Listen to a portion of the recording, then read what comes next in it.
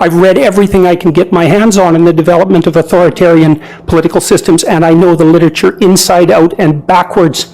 And I am not going to be a mouthpiece for language that I detest. And that's that. Dr. Jordan Peterson is about losing his professional license.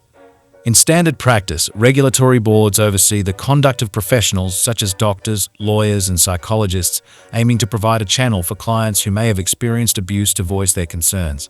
However, in Peterson's case, a unique scenario has emerged. A bunch of random individuals from around the world, who are not his clients, raised concerns about several of his tweets.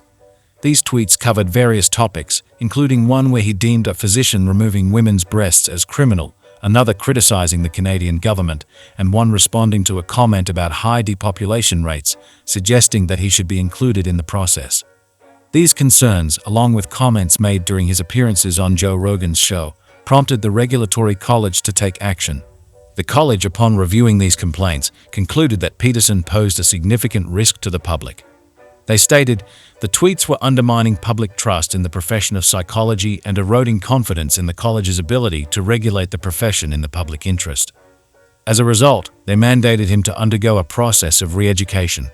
Peterson contested this decision, but lost in both his initial challenge and subsequent appeal.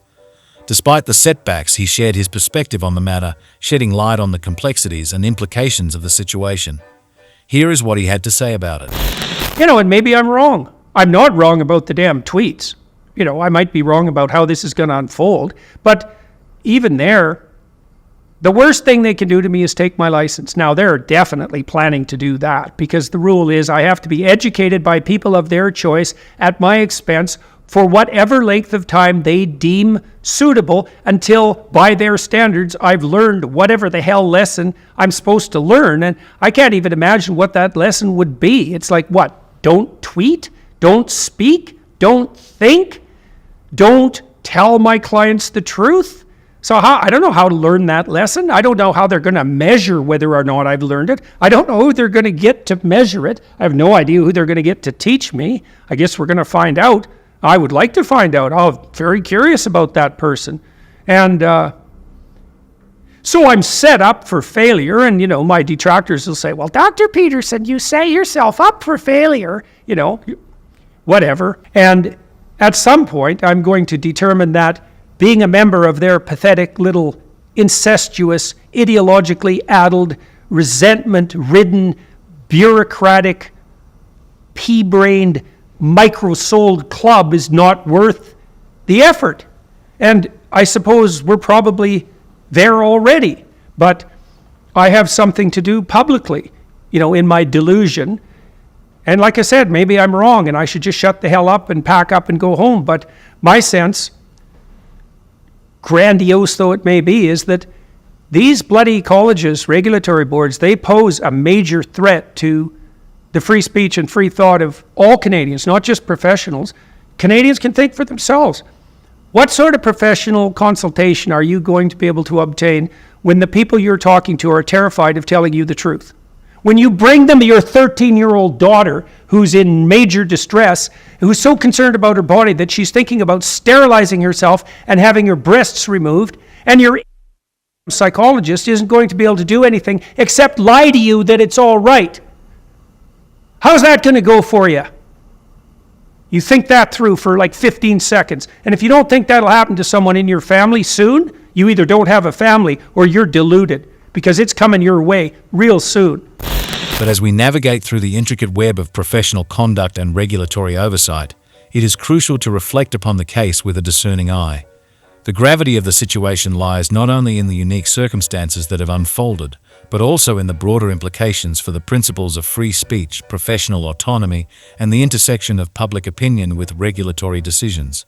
In the realm of standard practice, regulatory boards play a pivotal role in upholding the integrity and trustworthiness of various professions, including that of psychologists. However, we find ourselves in uncharted territory with Dr. Peterson, where concerns raised are not by his clients, but rather by disparate individuals worldwide, expressing reservations about his tweets and public statements. The Regulatory College's determination that Dr. Peterson poses a significant risk to the public is a weighty assertion that demands scrutiny. The crux of their argument lies in the contention that his tweets undermine public trust in the psychology profession and erode confidence in the regulatory body's ability to safeguard public interest. This conclusion has led to a mandate for Dr. Peterson to undergo a process of re-education. Yet, as Dr. Peterson contested this decision through both initial challenge and subsequent appeal, we must acknowledge the intricacies and nuances of the situation. His perspective sheds light on the complexities inherent in balancing the right to free expression with the responsibility of a regulated professional.